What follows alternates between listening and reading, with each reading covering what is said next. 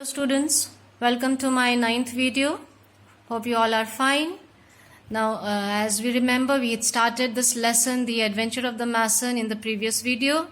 Let us continue with it after a quick recap. Now, we remember that the story is about a poor mason who was given an offer by a stranger. The offer of doing some work for him, constructing something, and then he would be given a good money in return of that. And the mason agreed, and they went to a place. He took the mason blindfolded to that place, and there he was asked to construct a storeroom. The place was a huge mansion, and inside the mansion they went, and there he was required to make a storeroom. And then when the storeroom was done, with the help of the mason, the stranger kept 3 to 4 big jars containing good wealth in them in that storeroom, and then the storeroom was sealed again, and all the signs of construction were removed from that place. Now, after that, the stranger took great care that he must not take this mason from the same passage, because now the mason was knowing the secret of his wealth. So he took him from some other way back to his house, by making him blindfolded. Till there we had done. He came back to his home, and he enjoyed, had a good time with his family for a period of 2 weeks, and after that again he was poor. Means that whatever money given to him by the stranger was utilized and was over within a fortnight, that is 2 weeks time. Now let us continue from here. Now after that we see here, he continued to work a little from year to year. As he was seated one evening at the door of his hole, he was approached by a rich old commerciant who was noted for owning many houses and being a griping landlord. So there we see that time passed away. After some years, this mason was still very poor. He was seated on the door of his hole. Hole means a very poorly constructed house, showing the sign of poverty everywhere. So this he was sitting outside on one evening at the door. This man, a rich and old commerciant. Commerciant is someone who's very rigid, a very miser person. So this man comes to him, and this man was already famous as a gripping landlord. Means he was very much annoying. He was very much complaining all the time. So this person comes to him and gives him says him something. Let us see. The man eyed him for a moment from beneath a pair of thick, anxious eyebrows.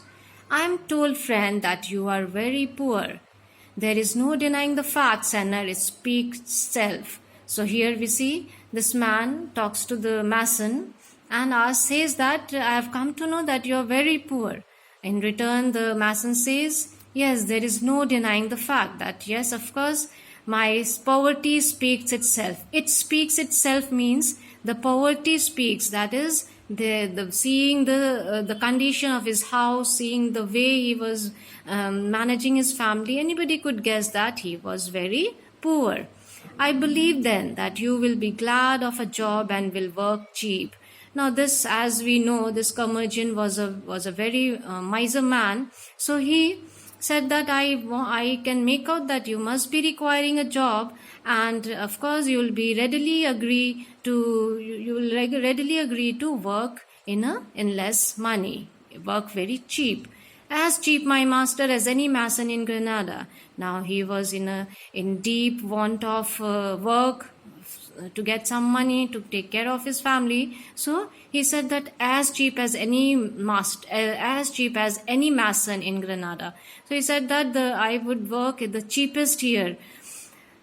"That's what I want. I have an old house fallen into decay, which cost me more money than it is worth to keep it in repair." So he says that I have got a house which is decaying, requires repair, and I don't want to spend much money on it in repairing. Why? Because nobody will live in it. What was the reason?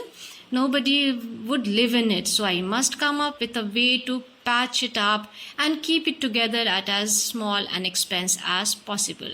So as we know, he was very miser, so he said that I don't want to spend much money in repairing that old house because I'm not going to get anybody ready to live in it. There must be some reason why people were not wanting to live in it, that we will come to know later.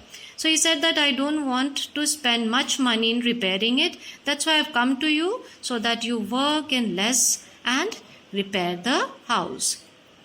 The mason was accordingly conducted to a large deserted house that seemed going to ruin.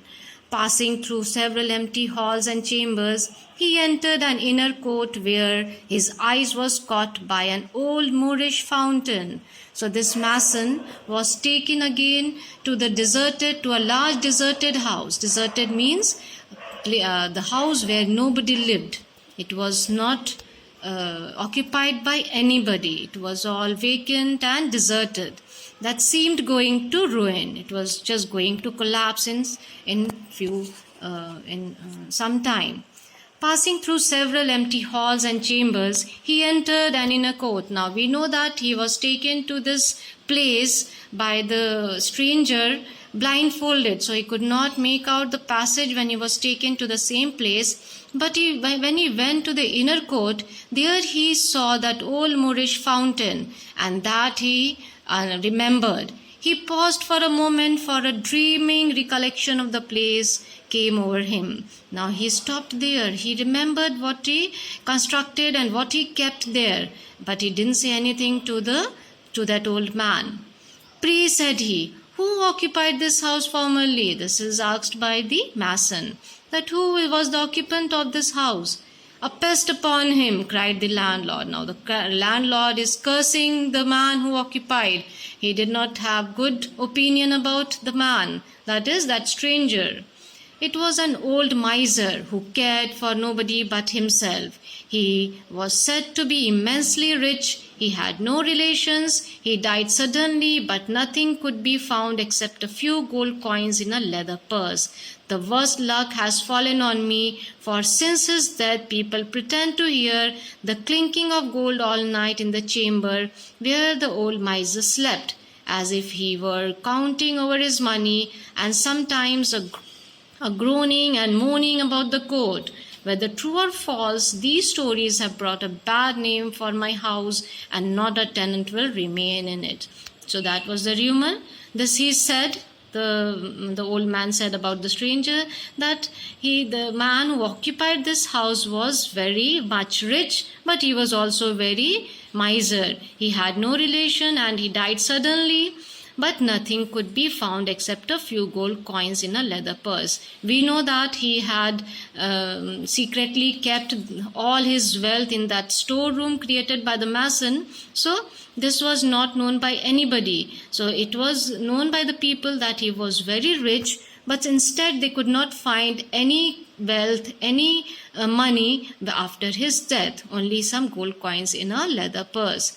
The worst luck has fallen on me, for since his death people pretend to hear. Pretend to hear means they feel that they could hear some clinking of gold, means the sound of gold coins all night, as if somebody is counting those coins, and sometimes a groaning and moaning about the court. So some scary noises people hear. That was just a rumor. Whether true or false, these stories have brought a bad name on my house, and not a tenant will remain in it. So we come to know that after the death of this stranger, this old man might have bought that house, or might have occupied that house, and now since the rumor is there, so nobody is willing to live in that house as tenant, and it's of no use for this old man also. So he says, I just want it to be repaired and keep it like that.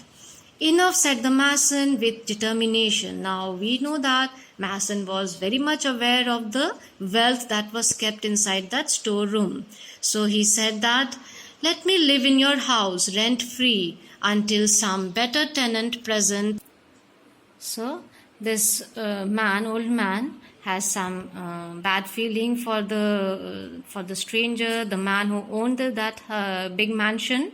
He says that those stories are true or not, he doesn't know, but because of these rumors, no tenant is ready to live in that. Now Mason, after recollecting the whole thing, he says that, okay, let me live in your house rent free until some better tenant comes and I will engage to put in repair. So he says that you just give me your house rent free, I won't pay you anything, and then in between that time I will repair the things staying here and I will engage to put it in repair. So of course, since that property, that house was of no use for this old man, he agreed. The offer of the honest mason was gladly accepted. He moved with his family into the house. Now why was it gladly accepted by that old man? Because that house was of no use for him. No tenant was ready to come and live there. So he said, okay, you live here and do the repairing work, and he accepted his offer. He moved with his family into that house and fulfilled all his engagements. Little by little, he restored it to its former state. Now, since he had seen his former state, he had seen that mansion few years back, so he brought it back to his original state. The clinking of gold was no more heard at night, but began to be heard by day in the pocket of the living mason. Means that house got restored, and the mason, of course, we can make out he might have opened that storeroom and taken out the wealth, those jars which were containing the wealth, and might have started living a good life using that money. In other words, he increased rapidly in wealth to the admiration of all his neighbors and became one of the richest men in Granada. He never revealed the secret of the vault until on his deathbed to his son and heir. So what we see here, this mason was quite smart and intelligent. He didn't reveal the secret of the mason, that secret of that vault, that storeroom where all the wealth was kept. He didn't say this to anybody in his family also. He kept that secret, and people around were, of course, might be surprised seeing the way he rose up in wealth. He became wealthy. They might be surprised, but nobody tried to find out. To the admiration of all his neighbors, he became the richest man in Granada. He never revealed the secret, and on his deathbed, he said this to his son and heir about the secret. That was the reason, that was the way how he got the whole wealth and how they lived their life of a wealthy life with wealth, so much of wealth. So this is here we see the story ends and leaving a good lesson for us. But until you tell me what the lesson we learned from this chapter, I am not going to disclose this. So you have to write it down in your copy. When I give you the assignment, there I'll give you the question for writing down the moral that we learned from this story. So that's it for today. We will be getting back with the assignment and question answers in the next video. Take care and stay safe.